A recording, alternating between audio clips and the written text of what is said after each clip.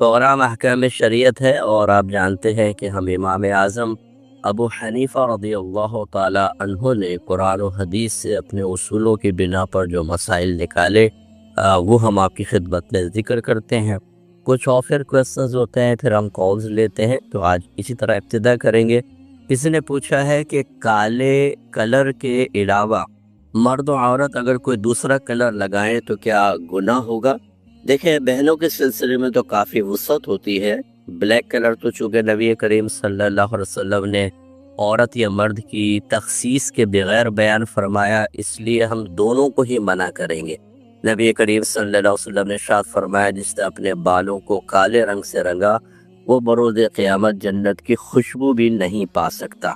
अगरचे बहुत से उलमा तावीलात करते हैं कि ये मखसूस औक़ात के लिए कलाम किया, इसलिए अगर कोई आलिम आपको काला खिजाब लगाए नज़र आए, हो सकता है कि वो अपने दलाइल की बिना पर या और उलमा से फतवा लेकर किसी मुफ्ती साहिब से वो या कोई शरई इल्लत उनके पास हो, शरई जवाज़ हो, इस तरह कर रहे हैं तो फ़ौरन अटैक भी ना करें।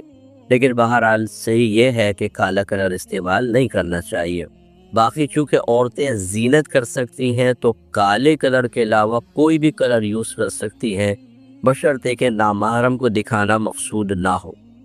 अपनी ज़ात के लिए करें या हस्बैंड के लिए करें, बिल्कुल ठीक है।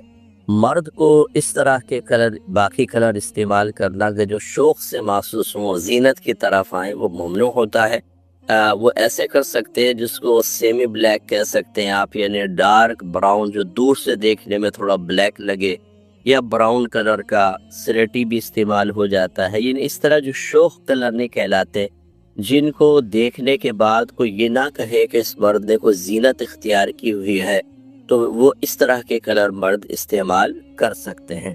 किसी ने पूछा है कि हम खाना खा रहे थे, ऊपर से बिल्ली गुजर गई, तो कहते हैं कि खाना बिल्ली के फलांगने से खाना छोड़ देना चाहिए, क्या ये सही है? जी बिल्कुल गलत है। अगर ऊपर से गुजर भी गई बिल्ली तो इससे कोई मसला नहीं होता। हाँ, फर्ज कर ले उसके पैर में कोई गंदगी लगी थी, कुछ था, वो ऊपर से गई और वो खाने के अंदर गिर गई, तो वो एक अलग चीज़ है। वो तो कि इंसान पलट जाए, चला जाए, तो परिंदा भी उड़ के चला जाए और गंदगी गिरा जाए तो बहरहाल वो खाना मना होगा। बिल्ली के फलांगने से खाना छोड़ने की कोई शरई हैसियत नहीं है, आप उसे खा सकते हैं। ये कहते हैं कि ये बहरीन से इन्होंने एक भाई ने मैसेज किया था कि हमारे यहाँ पर एक इमाम साहिब हैं जो ख़ुद को हनफी ही कहते हैं, लेकिन जब वो अलहम्द शरीफ ख़त्म करवा देते हैं, इन्हें नमाज में अलहम्द ख़त्म होती है तो 3 बार सुबहान अल्लाह की मक़दार खामोश खड़े रहते हैं।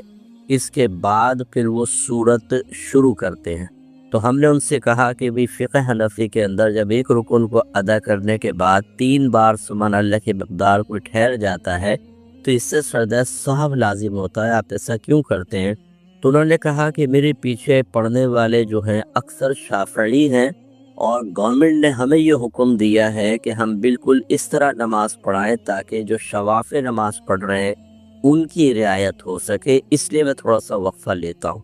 तो अब ये पूछ रहे हैं कि इन इमाम साहब के पीछे हमारा नमाज़ पढ़ना कैसा है?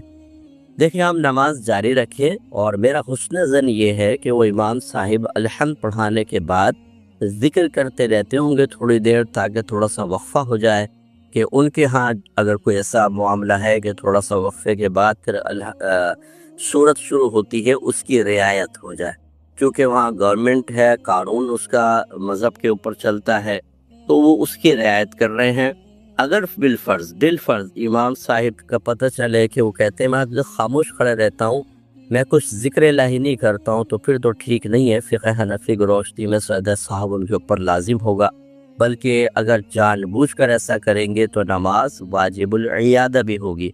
ऐसी सूरत में उनसे गुजारिश कर लीजिएगा कि हुज़ूर आप बीच में चाहे हल्के-हल्के दिल में सुभान अल्लाह यानी हल्की ज़बान में कि अपने कान सुन लें, ज़िक्र इलाही करते रहें।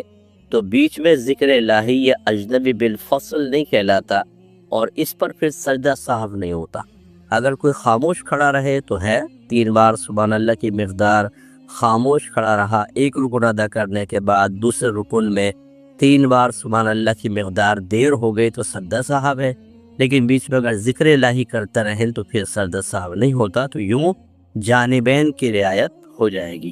یہ کہتے ہیں کہ کسی نوجوان کا نکاح ہوا، ابھی رخصتی نہیں ہوئی تھی، تو لڑکی والوں نے ایک عشائیے کا انتظام کیا، کھانے کا، سب وہاں پہ کھا رہے تھے، کھا کے سب اپنے روم میں چلے گئے، لڑکی اکیلے رہ گئے، تو انہوں نے جسمانی تعلق قائم کر لیا۔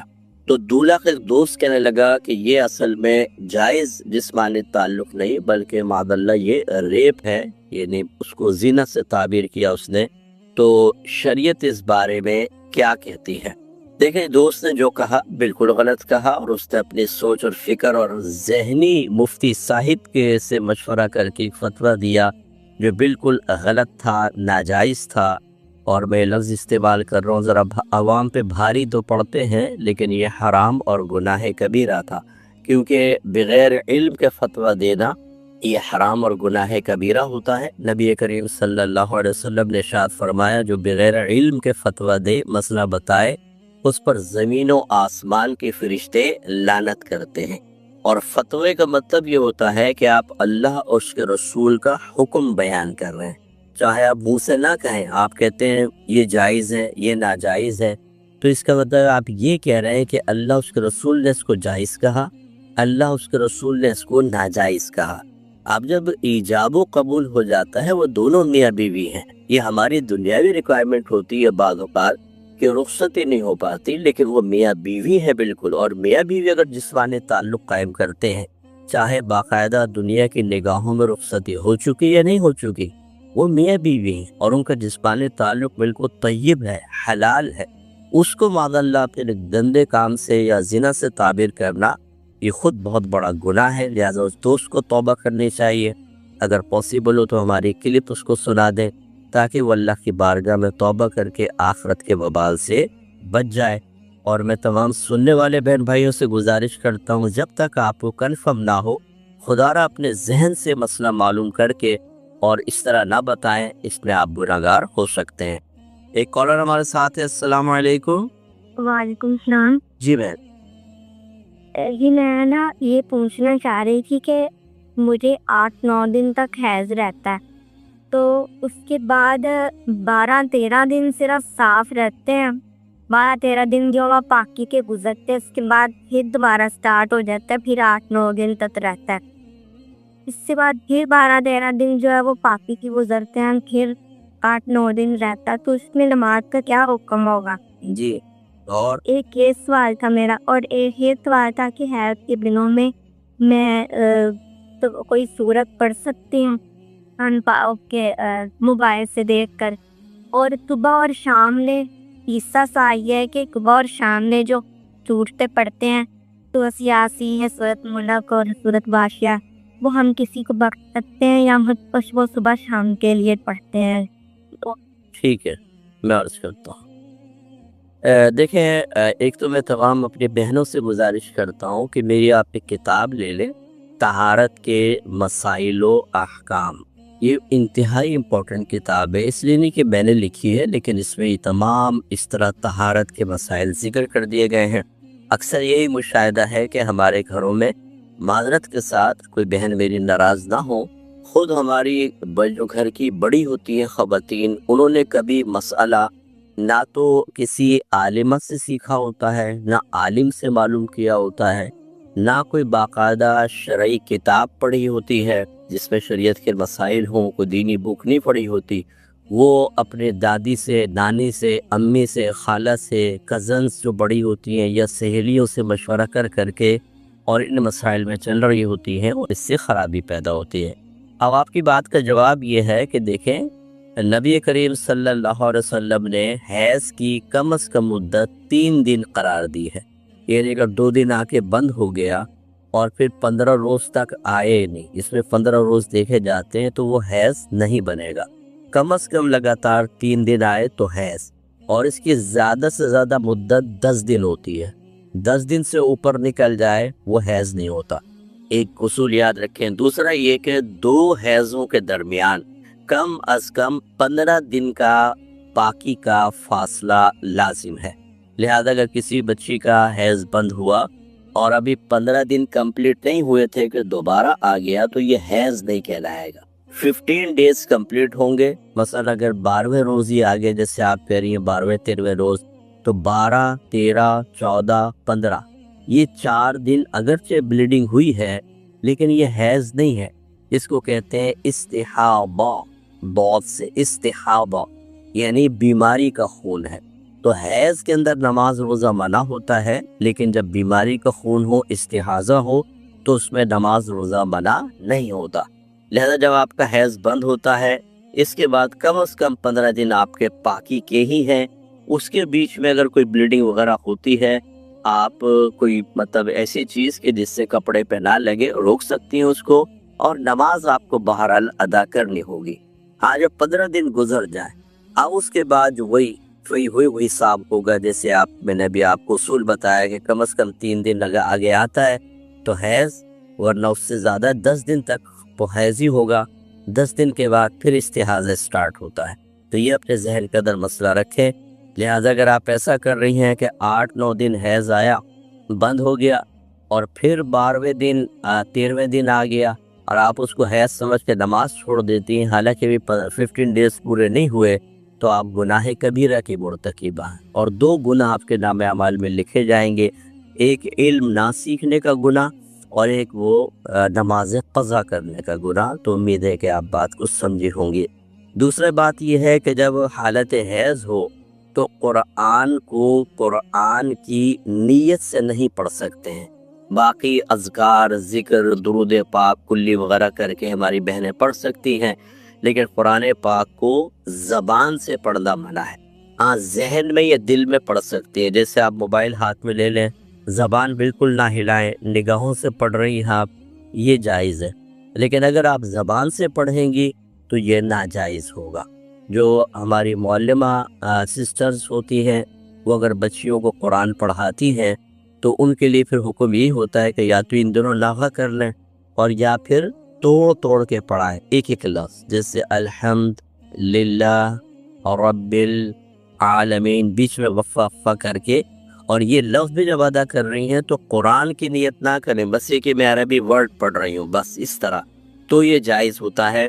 ورنہ کم از کم ایک آیت اگر پوری پڑھتی ہیں یا ایک لفظ بھی قرآن کی نیت سے پڑھتی ہیں تو بہرحال گناہ گار ہوں گی. اس پہ اللہ کی بارگاہ میں توبہ کرنی ہوگی. ایک بسم اللہ الرحمن الرحیم پہلے کالز لیتے ہیں. السلام علیکم. وعلیکم السلام. جی کتاب میری بہن ہے اور 2 پارٹی پاپ کے بھی نے کشور بھی نہیں ہے کہ قومی بچہ پہ امت کیا دینا چاہنے کہ قربانی بھی کرنا چاہنے ہے، بتائیں. چلے میں بتاتا ہوں انشاءاللہ. ٹھیک ہے، ایک اور کالر ہے. السلام علیکم. میں روزانہ کچھ نہ کچھ خرید کے بیچنا ہوتا ہے. دوبارہ کہیے گا، دوبارہ کہیے گا. اب آپ آن ایئر ہیں نا، آپ دوبارہ سوال کر دیجیے. جی دوبارہ سوال کریں آپ. جی میں اس میں ہمیں کچھ آن لائن ٹریڈنگ کی اپلیکیشن ہے کہ ہم ٹریڈنگ کرتے ہیں. کس سوال ایسے کہ ہم ڈالر جو ہے ریچارج کرتے ہیں، کچھ پیسے ڈالتے ہیں سندر، اس کے بعد کہ ہم کچھ کام کرنے پڑتے ہیں کہ ہمیں کچھ چیزیں خریدی بیچنی پڑتی ہیں online. Virtually buy selling کرنی ہوتی ہے. نہ ہم کیسے اصل مالک بنتے ہیں، ہمارے پہ تجارت ہی نہیں ہے، اور نہ ہمیں پتہ ہوتا ہے کہ ہم وہ کس سے خرید کے کس کو بیچنا ہے. اس پہ جو ہمیں کچھ پرسینٹ پروفٹ ملتا ہے، 0.6-0.8% پروفٹ مل جاتی ہے ہمیں ہر ٹاسک کے اوپر. اور اگر ہم کسی دوست کو ہی شیئر کرتے ہیں تو اس کا ہمیں کچھ کمیشن بھی ملتا ہے، اور دوسری کمائی کو اس پر ہم بھی ملتا ہے. بس میں بتاتا ہوں. ٹھیک ہے، صبر کیجیے. بچے نے کویسچن کیا تھا کہ یہ جو صبح و شام کے بعض اوقات ہم بطور وظیفہ صورتیں پڑھتے ہیں، جیسے سورہ یاسین ہے، سورہ واقعہ ہے، سورۃ الملک ہے، تو کیا ان کا ثواب بھی ایصال کر سکتے ہیں، کسی کو بخش سکتے ہیں کہ نہیں؟ جی ہاں، دیکھیے بالکل کر سکتے ہیں. مثال کے طور پہ ایک بہن ہے، وہ اپنی بچی کے رشتے کے لیے وظیفہ پڑھ رہی ہے، فرض کر لیں. اب یہ بظاہر تو رشتے کے لیے وظیفہ پڑھ رہی ہے، لیکن نیک عمل تو ہے، اس کا ثواب بھی آپ ایصال کر سکتے ہیں. اسی طرح روٹین میں جو بھی آپ کے درود پاک ہے یا صورتیں پڑھتی ہیں، ان سب کا ثواب ایصال کیا جا سکتا ہے. حضرت علامہ ابن عابدین شامی صاحب رحمۃ اللہ علیہ، جن کا بڑا معروف فتاوی شامی ہے، جس کو رد المحتار بھی کہتے ہیں، آپ نے اس میں باقاعدہ یہ تحقیق کر کے اجازت مرحمت فرمائی ہے کہ انسان اپنے ہر عمل کا ثواب ایصال کر سکتا ہے، چاہے وہ فرض ہو، واجب ہو، سنت ہو، نفل ہو۔ آپ دل میں بس نیت کر لیں یا زبان سے کہہ لیں کہ اللہ تعالیٰ میں نے جو بھی عمل کیا اس کو اپنے بارگاہ میں قبول کر فرما لے، اور اس کا ثواب فلاں کو میں بخشتا ہوں، اس تک پہنچا یا اس کو قبول فرما، تو انشاءاللہ وہاں تک پہنچ جائے گا، اس میں کوئی حرج نہیں ہے۔ یہ کہتی ہے ایک بہن ہے، وہ بیوہ ہیں، نہ ان کے شوہر ہیں نہ بچے ہیں، انہوں نے قومی بچت کے اندر اپنا پیسہ رکھوایا ہوا ہے، ابھی اس کے شاید پروفٹ سے چاہ رہی ہیں کہ تھوڑا بہت مسجد میں بھی دیں اور قربانی وغیرہ کریں، تو کیا اجازت ہوگی کہ نہیں ہوگی؟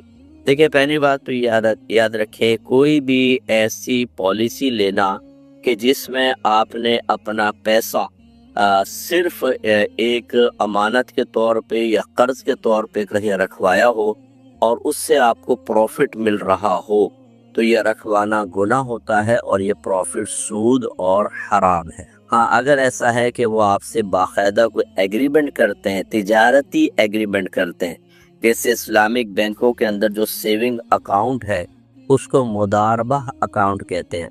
مضاربت کا مطلب یہ ہوتا ہے کہ ایک طرف سے پیسہ ہوتا ہے اور بینک جو ہے وہ آپ کے پیسے کو استعمال کر رہا ہوتا ہے، اس کی شرعی حیثیت مضارب کی ہوتی ہے، اور پھر وہ ایک پروفٹ ریشو طے کر لیتے ہیں کہ جو پروفٹ ہوگا اتنا بینک رکھے گا اور اتنا آپ رکھیں گے۔ یہ تو صحیح ہے کہ تجارتی معاہدے کے تحت ہے، اس کی گنجائش ہے، لیکن اس طرح کی جیسے آپ بینک میں، عام بینکوں کے اندر کوئی تجارتی معاہدہ نہیں ہے، سیونگ اکاؤنٹ میں پیسہ رکھ پایا اور ہر مہینے یا سالانہ آپ کو سود مل رہا ہے، تو جو آپ نے رکھوایا وہ امانت ہے، یہ قرض ہے۔ زیادہ اس کے اندر قرض کی صورت ہوتی ہے کیونکہ بینک اس کو باقاعدہ یوز کر رہا ہوتا ہے، اور قرض کے اوپر جو نفع لیا جائے وہ سود ہوتا ہے، لہذا یہ سود ہے۔ اب وہ بہن سے ہماری گزارش یہ ہے کہ اس کا جو پروفٹ آتا ہے اس کو تو آپ نہ مسجد میں دے سکتی ہیں، نہ اس سے کوئی قربانی وغیرہ کریں، یہ تو خالصتاً سود آپ کے پاس آ رہا ہے۔ ہاں، یہ کر سکتی ہیں وہ کہ اگر فرض کر لیں ان کو شوق ہے کہ وہ مطلب دل چاہ رہا ہے کہ نیکی میں پیسہ استعمال کرنا، کسی سے قرضہ لے لیں اور وہ استعمال کر لیں، پھر ان کا قرضہ اتارنے کے لیے اور کوئی ذریعہ اختیار کر لیں، لیکن اللہ تبارک و تعالیٰ کی بارگاہ میں بالکل خالص طیب مال خرچ کریں، یہی ان کے حق میں بہتر ہے، ورنہ آخرت میں گرفت ہوگی۔ اور کوشش کریں کہ ادھر سے پیسہ نکلوائیں اور کسی اسلامک بینک کے سیونگ اکاؤنٹ میں رکھوا دیں، اگرچہ پروفٹ ریشو شاید تھوڑا سا کم ہوگا، لیکن بہرحال وہ شرعی تقاضے کے تحت آ جائے گا تو طیب اور حلال ہوگا۔ ایک انہوں نے کہا کہ یہ جو پورا ایک پروسیس بیان کیا کہ یہ آن لائن آپ سے رجسٹرڈ ہوتے ہیں، پھر ڈالر ریچارج کرواتے ہیں اور آپ کو پتہ ہی نہیں ہے کہ کیا بک رہا ہے کیا نہیں، لیکن آپ اس میں انوالو ہیں، یہ سب ناجائز ہوتے ہیں۔ میں سمجھ میں پاتا ہوں کہ 50 دفعہ ایسے ایپس، ایسی کمپنیز، ایسی ویب سائٹس لانچ کی جاتی ہیں، وہ پیسہ جمع کرتی ہیں، آپ کے ذریعے کسٹمر منگواتی ہیں، خوب جب پیسہ جمع ہو جاتا ہے غائب ہو جاتی ہیں اور سب بیچارے تڑپتے رہ جاتے ہیں، پھر وہ نئے نام سے آ جاتی ہیں، ہم پھر تھوڑے سے پیسے کے لالچ میں ان کی طرف بڑھ جاتے ہیں۔ اس میں جو بھی طریقہ بیان کیا وہ خلاف شرع طریقہ ہے، اس کا شریعت سے کوئی تعلق نہیں ہے۔ اس قسم کی تمام جو بھی چیز ہے، اس میں کتنی اٹریکشن آپ کو محسوس ہو رہی ہو، اس سے اپنے دامن کو بچائیں اور ہرگز کسی دوسرے کو شیئر نہ کریں، کسی اور کو اس میں انوالو نہ کریں، ورنہ آپ کے لیے بہت بڑا گناہ جاریہ ہوتا چلا جائے گا۔ امید ہے کہ آپ بات سمجھ گئے ہوں گے۔ ایک صاحب نے کویسچن کیا کہ زید جو ہے ایک شخص ہے، مثال کے طور پہ وہ کسی امام کی وجہ سے ادھر نماز نہیں پڑھتا، اس کو لگتا ایسا ہے کہ امام کے عقیدے میں خرابی ہے، وہ دیر سے آ کے مسجد میں نماز پڑھتا ہے۔ ایک دفعہ اس نے گھر پر آیا اور مسجد میں آیا، پہلے اپنی نماز پڑھ لی تو اچانک جماعت غائب ہوئی اور امام صاحب موجود نہیں تھے، تو لوگوں نے کہا جی آپ نماز پڑھائیں، تو فتنے کے خوف کی وجہ سے اس نے نماز پڑھا دی، تو اب وہ پریشان ہے، کیا حکم شرع ہوگا؟ اس میں دریافت طلب بات صرف یہ ہے کہ، اور میں پہلے عرض کر دوں کہ ہمارے فقہ حنفی میں اگر کوئی وقتی فرض ادا کر لے تو اب وہ امامت نہیں کر سکتا۔ ہمارے نزدیک فرض والے کے پیچھے نفل والے کی یا سنت والے کی نماز تو ہو سکتی ہے، لیکن نفل پڑھنے والے کے پیچھے فرض والوں کی نماز نہیں ہو سکتی ہے، کیونکہ امام کا قوی ہونا، زیادہ مطلب قوت والی نماز کا حامل ہونا یہ ضروری ہوتا ہے۔ لہذا اس کے روشنی میں جب اس زید نے نماز پڑھ دی تھی تو اس کا فرض ادا ہو چکا تھا۔ اب وہ جب کھڑا ہوا، چاہے اس نے عشاء کی یا جو بھی نماز تھی اس کی نیت کر لی، لیکن جب ایک دفعہ فرض ادا ہو گئے، پھر آپ چاہے دوبارہ فرض کی نیت سے کھڑے ہوں، وہ فرض ہوں گے نہیں، کیونکہ فرض تو ادا ہو گئے، نفل بنے گی، اور وہ پیچھے فرض ادا کر رہے تھے تو سب کی نمازیں ضائع کرنے کا سبب بنے۔ تو اب ان کو کسی بھی طریقے سے یہ بات ان کو بتانی ہے، اللہ کا خوف رکھیں، مخلوق کا خوف نہ رکھیں، آخرت کا وبال جمع نہ کریں، دنیا میں عارضی طور پہ تھوڑی سی چاہے مذمت یا ملامت برداشت کر لیں، اب کسی بھی طریقے سے ان پر اعلان کرنا واجب ہے کہ میں نماز پڑھ چکا تھا، میرے ذہن میں نہیں تھی یا کچھ بھی، اگر واقع نہیں تھی تو یہ کوئی ایسا مسئلہ کہ مجبوری کے تحت میں کھڑا ہو گیا، میں بڑی معذرت چاہتا ہوں، آپ سب اپنی نمازوں کو لوٹائیں، ان سب کو نماز قضا کرنی ہوگی۔ اور ویسے ضمن میں عرض کرتا ہوں، بعض اوقات آپ نے دیکھا ہوگا، آپ باہر عرب کنٹریز میں ہوتے ہیں، مکے جاتے ہوئے، مدینے جاتے ہوئے آپ نماز پڑھنے لگتے ہیں، کوئی بھی پیچھے سے آ کر آپ کے کندھے پہ، عربی حضرات ہوتے ہیں، بعض اوقات وہ ہاتھ رکھ کے پیچھے نماز شروع کر دیتے ہیں، کیونکہ ان کے فقہ کے اندر ان کو یہ اجازت ہے کہ نفل والے کے پیچھے وہ فرض پڑھ لیں۔ تو ایسی صورت سے یاد رکھیں کہ آپ بہرحال اپنی نماز کنٹینیو رکھیں، آپ امامت کی نیت نہ کریں، کیونکہ آپ کے پیچھے ان کی نماز بہرحال نہیں ہو رہی، تو یہ ذرا خیال رکھیں۔ اور آپ ایسا نہیں کیجیے گا کہ آپ کسی نفل پڑھنے والے کے پیچھے فرض پڑھیں، حنفی جو ہیں، احناف کی نماز نہیں ہوگی۔ یہ کہتے ہیں بعض اوقات یہ کہا جاتا ہے کہ اللہ اور اس کے رسول کو منظور ہوگا تو ایسا ہو جائے گا، یعنی ملا کر کہا جاتا ہے، اور بعض اوقات یوں بھی کہتے ہیں جیسے اللہ اور رسول چاہیں، کیا یہ درست ہے یا نہیں؟ یوں ہی بعض اوقات الوداع کہتے ہیں کہ فی امان اللہ و رسول اللہ، اللہ کی امان میں، اس کے رسول کی امان میں، یہ شرک تو نہیں ہے۔ دیکھیں اس قسم کے جب جملے ادا کیے جاتے ہیں تو اس میں انسان کے قصد، ارادے، اس کی نیت اور اس کے عقیدے کو سب سے پہلے دیکھا جاتا ہے۔ پہلے میں سمجھانے کے لیے عرض کر دیتا ہوں، بارہا جو اہل علم ہے، کسی بھی مکتب فکر سے تعلق رکھتے ہیں، وہ میری تائید کریں گے کہ نبی کریم صلی اللہ علیہ وسلم نے صحابہ کرام سے جیسے پوچھا کہ اس کے بارے میں تم کیا کہتے ہو، تو کئی مرتبہ ایسا ہوا کہ جواب میں وہ کہتے تھے اللہ ورسولہ اعلم، اللہ اور اس کے رسول بہتر جانتے ہیں۔ اعلم ایک ہوتا ہے عالم، ایک ہوتا ہے اعلم۔ عالم کا مطلب ہوتا ہے جاننے والا، اور اعلم یہ اس میں تفضیل ہے، دوسروں کے مقابلے میں زیادہ جاننے والا۔ تو صحابہ کرام لفظ عالم ذکر کرتے تھے صفاتی صیغہ، اور اس میں اللہ رسول دونوں کا ذکر کرتے تھے، اللہ ورسولہ اعلم۔ بتائیے شرک ہوا یا نہیں ہوا؟ کیونکہ عالم ہونے میں انہوں نے اللہ اور رسول کو شریک کر دیا۔ ہم کہیں گے کہ نہیں ہوا۔ کیوں نہیں ہوا؟ اس لیے کہ خدا نخواستہ اگر شرک ہوتا تو نبی کریم پہ فرض تھا روکنا، یہ اللہ تعالیٰ وحی نازل فرماتا، سرکار سنتے رہے اور قبول کرتے رہے، تو پھر بظاہر تو یہ عالم میں دونوں کو شریک کیا ہے۔ اس کا مطلب ہے کہ لفظاً شرکت نظر آ رہی ہے، لیکن قصداً، ارادتاً، نیتاً، اعتقاداً صحابہ کرام اس کے قائل نہیں تھے۔ تو ان کی نیت کیا تھی؟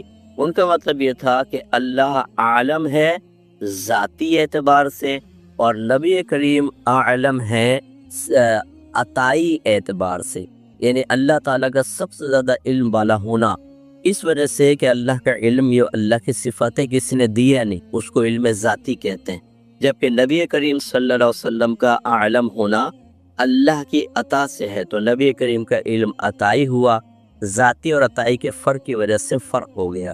دوسرا یہ کہ اللہ عالم ہے، ان کا اللہ کا علم تمام مخلوق سے زیادہ ہے، بشمول ہمارے نبی کریم صلی اللہ علیہ وسلم، اور نبی کریم کا عالم ہونا اللہ تعالیٰ کے علم کے علاوہ ہے، یعنی مخلوق میں سب سے زیادہ عالم میرے نبی کریم صلی اللہ علیہ وسلم ہے۔ اللہ کے علم کے سے زیادہ کیا برابری بھی اگر کوئی مان لے یا علم ذاتی نبی کریم کے لیے مان لے تو شرک ہو جائے گا اور وہ کافر ہو جائے گا۔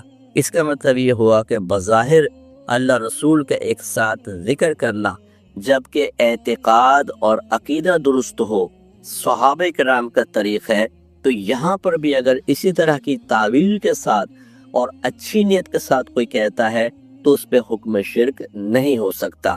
ہاں، فاسد نیت سے اگر کہے گا، اللہ تعالیٰ کو اور نبی کریم کو مستقل بذات سمجھتے ہوئے، اور جیسی اللہ کے لیے صفات تسلیم کی جاتی ہیں بعینی نبی کے لیے، تو پھر شرک ضرور متحقق ہوگا۔ لیکن یہ عام مسلمانوں سے بعید ہے کہ مسلمان نبی کریم صلی اللہ علیہ وسلم کو اللہ تعالیٰ کے ساتھ شریک کریں۔ اب جیسے مثال کے طور پہ اگر اللہ کے رسول کو منظور ہوا، کہنا تو یہ چاہیے کہ اگر اللہ کو منظور ہوا تو ایسا، کیونکہ اللہ کی مشیت نبی کریم صلی اللہ علیہ وسلم کے ارادوں پر بھی غالب ہے۔ کہنے کا مطلب یہ ہے کہ رحمت کونین صلی اللہ علیہ وسلم بھی کوئی فیصلہ، کوئی ارادہ، کچھ بھی جب تک اللہ تبارک و تعالیٰ کی مشیت اور حکم اور اذن ساتھ نہیں ہوتا نہیں کرتے ہیں۔ تو لہذا اگر اس فرق کے ساتھ کریں گے تو اس کی گنجائش نکلی کہ جیسے صحابہ کرام کے دور میں صحابہ کرام نے کئی دفعہ یہی اس طرح کے جملے عرض کیے، اصل اگر آپ کو منظور ہو تو ایسا کر لیں گے، تو وہاں پہ اللہ کا ذکر نہیں کیا، صرف نبی کریم صلی اللہ علیہ وسلم کی طرف منظوری کی نسبت کی۔ آج کے دور میں تھوڑا سا مسئلہ سمجھانے کے بعد وضاحت کر کے پھر یہ جملے اس طرح سے کہے جائیں تو بہت اچھا ہے۔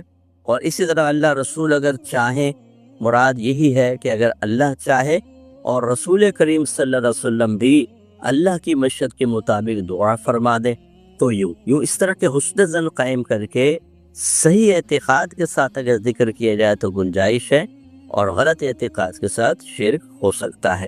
تو احتیاط بہت اچھی ہے، لیکن ذکر کرنے والے پہ فوراً شرک کا فتویٰ لگانا بھی بالکل غلط ہے اور امت پر افتراء ہے۔ مختصر بریک لیں گے، ہمیں یقین ہے آپ ہمارے ساتھ ہی رہیں۔ بسم اللہ الرحمن الرحیم۔ ایک بھائی نے کویسچن کیا تھا کہ کیا نفلی روزہ رکھ کر اگر توڑ دیا جائے تو کیا حکم شرع ہوگا، اور اس کی بنیادی وجہ بتاتے ہیں کہ فٹس کے دورے وغیرہ ہوتے ہیں، فٹس بچپن سے ہی ہے، تو ایسا روزہ رکھ کر ہوا تو نفلی روزہ توڑ دیا گیا، حکم شرع کیا ہے؟ دیکھیں، نفلی روزہ بوقت ضرورت بالکل توڑا جا سکتا ہے اور بعد میں اس کی قضا کر لی جائے، اور اس طرح عذر کے سبب تو اگر فرض روزہ بھی توڑا جائے تو کوئی گناہ نہیں ہے، لہٰذا یہاں بھی گناہ وغیرہ کا کوئی تصور نہیں ہوگا، بعد میں بس اس کی قضا کر لی جائے۔ کسی نے پوچھا تھا، کسی نے کہا کہ ایک شخص نے یوں کہا کہ سب سے بڑی غلامی تو نفس کی غلامی ہے اور یہ سب سے بری غلامی ہے، کافر کی غلامی بھی اتنی بری نہیں، کیونکہ اس کی غلامی میں تو معاذ اللہ انبیاء بھی چلے آئے، کیا حکم شرع ہے؟ اور اس نے مثال یہ دی کہ دیکھیں فرعون حاکم تھا اور موسیٰ علیہ السلام محکوم تھے۔ دیکھیں، یہ اس طرح کے جملے نہیں کہنے چاہیے۔ میں سب اپنے یکسر سے خاص طور پہ گزارش کرتا ہوں کہ اس طرح آج کل تو مطلب یہ سوشل میڈیا پہ میں دیکھتا ہوں اور دل بہت جلتا ہے کہ دینی معاملات میں بہت ہی جرأت مندانہ انداز سے تنقیدات کی جا رہی ہیں علماء حضرات پر، قرآن حدیث کے صریح قرآن کا انکار، حدیث کا انکار۔ بس وہ کسی عالم صاحب نے بیان کیا تو یہ نہیں دیکھا کہ انہوں نے قرآن سے کیا، حدیث سے کیا، ان عالم کا رد کرنے کے لیے ہمارے ینگسٹرز قرآن و حدیث کا بعد وفات انکار کر دیتے ہیں۔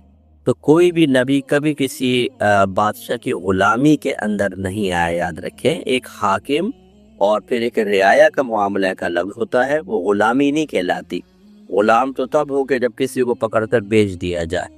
حضرت یوسف علیہ السلام بھی غلام تو نہیں تھے، وہ تو ایک آزاد تھے، وہ غلام بنے ہی نہیں تھے، تو وہ ان کی اگر نیلامی وہاں پہ مصر کے اندر جیسے بعض روایات کے مطابق ہوئی اور والی مصر نے آپ کو خریدا تو اس نے بھی آپ کو کوئی غلام کو ہی بنایا تھا، انہوں نے تو اپنا بیٹا بنا لیا تھا کیونکہ اس کے ہاں کوئی بیٹا نہیں تھا۔ تو کوئی بھی نبی ایسا نہیں ہے کہ وہ اس طرح کی غلامی کے معاملات میں آئے، کیونکہ غلامی میں ذلت کا پہلو بہت زیادہ ہے، اور اللہ تبارک و تعالی ہمیشہ اپنے نبیوں کو اس قسم کے معاملات سے بچاتا ہے۔ تو یہ تو اس کی بات بالکل درست ہے کہ نفس کی غلامی بہت بری چیز ہوتی ہے، لیکن دوسرا جو معاملہ کہا وہ مناسب نہیں تھا، اسے اللہ کی بارگاہ میں توبہ کرنی چاہیے۔ ایسے ہی کہتے ہیں کہ کسی نے کہا کہ حضرت خضر علیہ السلام حضرت موسیٰ علیہ السلام کے استاد ہیں، حالانکہ حضرت موسیٰ حضرت خضر سے بڑے درجے والے نبی ہیں، اور حضرت خضر کی ان کے سامنے کوئی حیثیت نہیں ہے موسیٰ علیہ السلام کے مقابلے میں۔ تو یہ باتیں درست ہیں یا نہیں ہیں؟ دیکھیں، حضرت خضر علیہ السلام حضرت موسیٰ علیہ السلام کے استاد نہیں تھے۔ استاد تو وہ ہوتا ہے جو چیز کو سکھاتا ہے، علم کو سکھاتا ہے۔ انہوں نے کچھ سکھایا نہیں تھا، انہوں نے تو جب اصل میں حضرت موسیٰ علیہ السلام بیان کر رہے تھے، ایک شخص کھڑا ہوا کہ کیا آپ سے اس امت میں کوئی عالم ہے زیادہ جاننے والا؟ تو آپ نے فرمایا کہ نبی سب سے زیادہ جاننے والے ہوتے ہیں۔ تو پھر اللہ تبارک و تعالیٰ نے چند جو علوم تھے، اللہ کی حکمت کا علم جو خضر علیہ السلام کو اللہ تعالیٰ نے عطا فرمایا تھا، اس کے انکشاف کے لیے موسیٰ علیہ السلام کو فرمایا کہ ان کے پاس اس چیز کا علم ہے جو آپ کے پاس نہیں ہے۔ اس وقت تک موسیٰ علیہ السلام کو نہیں دیا گیا تھا، تو آپ ان کے پاس جائیں، وہ آپ کو دکھائیں گے کہ کیسے اللہ تبارک و تعالیٰ کے معاملات حکمت کے تحت ہوتے ہیں۔ تو اس سے ان کا استاد ہونا لازم نہیں آتا۔ اگر استاد ہوتے تو پھر تو وہ سکھاتے کہ کس طریقے سے حکمت کو جانیں گے، اور اس میں کوئی فارمولہ کوئی ہوتا ہے۔ حضرت خضر علیہ السلام پر بھی اللہ تبارک و تعالیٰ نے اپنے افعال کی حکمتیں خود منکشف فرمائی۔ انہوں نے کوئی باقاعدہ تھیوری کوئی سیکھی تھی، تو یہ استادی شاگردی والا تو نہ کہیں۔ اور بالکل حضرت موسیٰ علیہ السلام حضرت خضر علیہ السلام سے بڑے درجے کے نبی ہیں۔ لیکن یہ یاد رکھیں، انبیاء علیہ السلام میں اگر تقابل کروایا جائے، تو اگر اس طرح کہا جائے کہ کسی ایک نبی کے لیے تحقیر کا اور حقارت کا سا پہلو نکلے، یہ بالکل ٹھیک نہیں ہے۔ جیسے یہ حدیث ہے کہ نبی کریم صلی اللہ علیہ وسلم کی جگہ سے گزرے تو صحابہ کرام نبی کریم صلی اللہ علیہ وسلم کو حضرت موسیٰ علیہ السلام پر فوقیت دے رہے تھے، تو آپ نے فرمایا کہ مجھے موسیٰ پر فوقیت مت دو۔ حالانکہ خود نبی کریم نے ارشاد فرمایا کہ انا سید الاولین والآخرین، میں پہلے والوں کا بھی سردار ہوں، بعد والوں کا بھی سردار ہوں۔ اس فرمان رسول سے تو ظاہر ہوا کہ آپ کو یقیناً فوقیت حاصل ہے، لیکن صحابہ کو منع بھی فرما رہے ہیں۔ اس کی تطبیق یوں پیدا کی گئی، علماء نے فرمایا شرح یہ ہے کہ صحابہ کرام میں سے بعض اس انداز سے نبی کریم کی فضیلت کو ذکر کر رہے تھے کہ جس میں موسیٰ علیہ السلام کے لیے تھوڑا سا اس طرح کا پہلو نکل رہا تھا، کمی کا پہلو۔ تو نبی کریم نے یوں گویا کہ فرمایا کہ مجھے اس طرح فضیلت نہ دو کہ کسی نبی کے لیے تحقیر کا پہلو نکلے۔ یہ آپ بات سمجھ گئے ہوں گے، تو اس طرح کے جملے ہرگز نہ کہے جائیں۔ یہ کہتے ہیں کہ کیا یہ صحیح ہے کہ جب فرعون غرق ہو رہا تھا تو حضرت جبرائیل اس کے منہ میں خاک ڈال رہے تھے، مٹی ڈال رہے تھے، کیا یہ صحیح ہے؟ بھائی ایسی کوئی روایت میری نگاہ سے تو نہیں گزری، ہو سکتا ہے کوئی اسرائیلی روایات موجود ہوں، آپ نے پڑھی ہو، لیکن بہرحال میری نگاہ سے نہیں گزری، اور نہ اس کے منہ میں مٹی ڈالنے کا کوئی کوئی وجہ سمجھ میں آتی ہے۔ تو پہلی ذلت کے اندر مبتلا تھا شدید قسم کی، تو مٹی ڈال کے کیا ہوتا؟ قرآن اور حدیث میں جو میں نے پڑھا ہے اس میں میں نے کہیں ایسی چیز نہیں پڑھی۔ ایک بھائی نے پوچھا ہے کہ ہمارے یہاں گاؤں کے اندر جو کوئی عورت اگر ایسی ہو کہ جادو وغیرہ ٹولے کے اندر معروف ہو جاتی ہے، تو ہم اس کو دیہاتی زبان میں ڈائن کہتے ہیں۔ تو ایک ایسی عورت ہمارے گاؤں کے اندر ہے جو بہت زیادہ انہی معاملات کے اندر انوالو ہے، اور بڑی مشہور تھی کئی حادثات کے اندر کہ اس نے ایسا ایسا کام کیا، جادو ٹونا وغیرہ۔ تو جب اس کا انتقال ہوا تو کیا ہم اس کا جنازہ پڑھیں یا نہ پڑھیں؟ دیکھیں، مسئلہ یہ ہے کہ جو گندے عملیات کرتے ہیں، کلمات کفر و شرک کہتے ہیں، ایسا جادوگر تو فوراً دائرہ اسلام سے خارج ہو جائے گا، چاہے وہ مرد ہو یا عورت، اور اس کا جنازہ نہیں پڑھا جائے گا کیونکہ وہ دائرہ اسلام سے خارج ہو گیا۔ اور اگر بعض اوقات ایسا ہوتا ہے ہم کسی کے بارے میں معروف کر دیتے ہیں، مشہور کر دیتے ہیں، کسی نے الگ کٹیا بنا لی تو ہم کہتے ہیں یہ بابا بڑا پرسرار قسم کا، یہ جادو ٹونا کرتا ہے، ایسا معروف کر دیتے ہیں۔ تو اگر وہ مسلمان ہے اور خواہ لوگوں نے اس کے بارے میں افواہیں اڑا دی تو پھر وہ مسلمان ہے، تو اس کو جنازہ بھی اس کا پڑھنا ہوگا، غسل، کفن، دفن، جنازہ، یہ سب مسلمانوں پہ لازم ہوگا۔ تو اس لیے پہلے اچھی طریقے سے دیکھ لیں، صرف کسی چیز میں معروف ہو جانا یہ کسی شے کے حقیقتاً موجود ہونے کی دلیل نہیں ہوتی ہے۔ بعض اوقات لوگ دشمنی میں ویسے ہی مشہور کر دیتے ہیں، حقیقت ایسی نہیں ہوتی، اور جنازے کا معاملہ بڑا خطرناک ہے، کیونکہ یہ فرض ہے ہمارے اوپر اس کو غسل دینا، کفن دینا وغیرہ، اور نماز جنازہ پڑھنا، اور اگر اس میں کوتاہی ہو گئی تو ہم گناہ کبیرہ کے مرتکب ہوں گے۔ اس لیے اچھی طرح تحقیق کرنے کے بعد پھر یہ جو میں نے عرض کیا وہ کیا جائے۔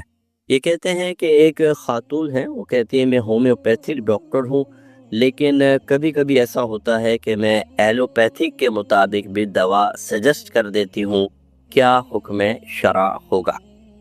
دیکھیں، اگر ہومیوپیتھک ہے اور بالکل ایلوپیتھک کی دواؤں کی پریکٹس نہیں ہے تو پھر تو علماء نے واضح طور پہ فرمایا کہ جو کسی علاج پر قدرت نہیں رکھتا اس طریقہ علاج کو اختیار کرنا حرام اور گناہ ہوگا، کیونکہ اس میں نقصان کا اندیشہ ہے، جان بھی جا سکتی ہے، بعض اوقات سائیڈ ایفیکٹ ہو جاتے ہیں، سائیڈ ایفیکٹس ہو جاتے ہیں، اور کڈنیز فیل ہو جاتی ہیں، دیگر معاملات ہوتے ہیں، کوئی معذور ہو سکتا ہے، کومے میں جا سکتا ہے، تو لہٰذا ہرگز ایسا نہ کرے۔ ہاں، اگر آپ یوں کرتی ہیں کہ ہومیوپیتھک دوا دیتی ہیں لیکن کبھی کوئی ایسا مریض آیا تو کسی ایلوپیتھک ڈاکٹر کو پہلے اس کی تمام علامات بتا کر اور اس سے دوا سجیسٹ کر کے دے دیتی ہیں تو پھر اس کی گنجائش نکلے گی، پھر آپ دینے والی نہیں ہے بلکہ آپ کسی ڈاکٹر سے معلوم کر کے دینے والی ہے۔ اور ویسے بھی قانونی اعتبار سے جو جس فیلڈ کا ہے وہ اپنی فیلڈ میں علاج کر سکتا ہے، دوسرا طریقہ علاج کو اختیار کرنا یہ خطرناک ہوتا ہے اور آپ کو اجازت بھی نہیں ہوگی، اس لیے نہ کریں۔ ایک بھائی نے کوشچن کیا کہ جو امام اپنی زوجہ کو پردہ نہ کروائے، اس کو بے پردہ لے کے گارڈنز کے اندر گھومے، بال کھلے ہوئے ہیں عورت کے، بے پردہ وہ آ رہی ہے، بلکہ انہوں نے یہ بھی کہا کہ کوئی ویڈیو بنا لی امام صاحب نے اپنے زوجہ کے ساتھ، وہ ویڈیو وائرل ہو گئی، بعد میں اگرچہ ڈیلیٹ کر دی لیکن بہت سارے لوگوں نے اس کو ڈاؤن لوڈ بھی کر لیا اور دیکھ لیا کہ امام صاحب اپنی بے پردہ زوجہ کے ساتھ گارڈن میں گھوم رہے ہیں، تو ایسے شخص کی امامت کا کیا حکم ہے؟ دیکھیں، اس طرح کے جو بھی کویسچن ہوتے ہیں میں اس لیے لیتا ہوں تاکہ ایک شرعی حکم ذکر کر دیں، لیکن ائمہ حضرات کے بارے میں صرف افواہوں یا تھوڑی بہت باتوں کو پوچھ کر اگر آپ ہمارے زبان سے کچھ نکلوا کر ان کے خلاف استعمال کریں گے تو یہ غلط ہوتا ہے۔ ہاں، واقعی اگر یہ حقیقت ہے کہ کوئی امام صاحب اپنی زوجہ کو بے پردہ رکھتے ہیں اور گھر میں نامحرم کا آنا جانا ہے اور وہ خیال نہیں کرتے کہ میری زوجہ ان کے سامنے بے پردہ بیٹھ جاتی ہے، تو پھر ایسے شخص کی امامت بالکل جائز نہیں ہے، کیونکہ اپنی زوجہ کو پردہ کروانا، ان کو نامحرموں سے بچانا، ان کے سامنے بے پردہ نہ آنے دینا، یہ گھر کے سرپرست پر یعنی ہسبینڈ کے اوپر فرض ہوتا ہے، لازم ہے۔ اب اگر وہ ایسا نہیں کر رہے بلکہ زوجہ کو خود اجازت دے رہے ہیں بلکہ باہر بے پردہ لے کے جا رہے ہیں تو وہ گناہ علانیہ، گناہ کبیرہ کے مرتکب ہوئے، اور جو شخص علانیہ طور پہ گناہ کبیرہ کرے وہ امامت کا حقدار نہیں ہوگا، کیونکہ لوگ کراہت محسوس کریں گے، قلت جماعت کا یہ سبب بنے گی، لوگ بدگمانیاں کریں گے، غیبتیں کریں گے، چغلیاں کریں گے، اور پھر دوسروں کو جرأت بھی ملے گی جب امام صاحب اپنی زوجہ کو لے کے نکل رہے ہیں تو ہم بھی نکل سکتے ہیں، اور اس طرح بے پردگی عام ہوگی جس کو قرآن و حدیث میں لازم قرار دیا گیا ہے۔ اس لیے ایسے ائمہ کو بھی خیال کرنا چاہیے، حکم شرع کو ذکر کر دیا۔